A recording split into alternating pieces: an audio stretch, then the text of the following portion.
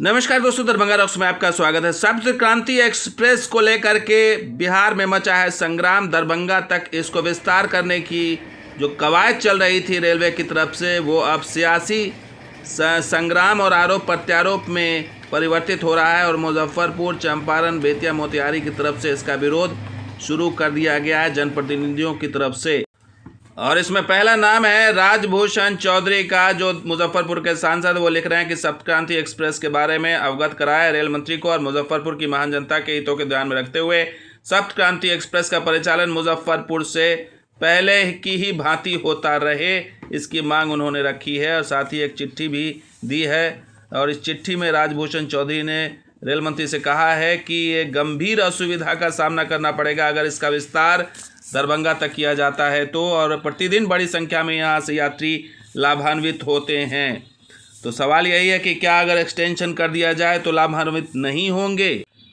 इसके अलावा बेतिया के सांसद ने भी इस पर अपनी आवाज़ उठाई है। संजय जायसवाल ने लिखा है कि कृपया किसी अफवाह में न पड़ें, और उन्होंने लिखा कि मैं खुद रेल मंत्रालय गया था और मेरी विस्तृत बात हुई है और सप्त क्रांति किसी भी हालत में मुजफ्फरपुर से आगे नहीं जाएगी। चूँकि रेल मंत्री जी से वो उपलब्ध नहीं थे, इसलिए आधिकारिक तौर पर इसकी घोषणा नहीं कर पा रहा हूं, लेकिन ये निश्चित है कि सप्त क्रांति मुजफ्फरपुर में ही खुलेगी, ये दावा कर रहे हैं। साथ ही शंकर प्रसाद एक विधानसभा सदस्य हैं पारू से, उन्होंने भी रेल मंत्री को चिट्ठी लिखकर इसका विरोध जताया और मुजफ्फरपुर से दिल्ली के लिए एकमात्र समर्पित सुपरफास्ट ट्रेन बताया है। तो सप्त क्रांति एक्सप्रेस को लेकर के संग्राम छिड़ा हुआ है। मुजफ्फरपुर के जनप्रतिनिधि इसको हर हाल में मुजफ्फरपुर से खोलना चाहते हैं, लेकिन सवाल यह है कि आखिर इतनी जिद क्यों है, क्योंकि यहाँ 11 घंटे खड़ी रहती है मुजफ्फरपुर में ये ट्रेन। समस्तीपुर के सांसद शांभवी चौधरी ने यह मुद्दा लोकसभा में उठाया था। महोदय, मेरा पहला प्रश्न है कि मेरे क्षेत्र के यात्रियों की सुविधा के लिए उससे जुड़ा हुआ एक प्रश्न है। मुजफ्फरपुर से आनंद विहार जाने वाली सप्त क्रांति एक्सप्रेस का रैक मुजफ्फरपुर में लगभग 11 घंटों तक बिना किसी उपयोग के खड़ा रहता है। मेरा प्रश्न है माननीय रेल मंत्री जी से और रेल मंत्रालय से कि क्या रेलवे इस खाली रैक का सदुपयोग करते हुए सप्त क्रांति एक्सप्रेस का समस्तीपुर तक मार्ग विस्तार करने पर विचार करेगी, ताकि वहां के यात्रियों को दिल्ली तक बेटर कनेक्टिविटी और बेटर रेल सुविधा मिल सके। माननीय सांसद महोदया ने जो एक पर्टिकुलर ट्रेन के बारे में पूछा है, उस स्पेशल ट्रेन के बारे में मैं जरूर जानकारी लेके उनको।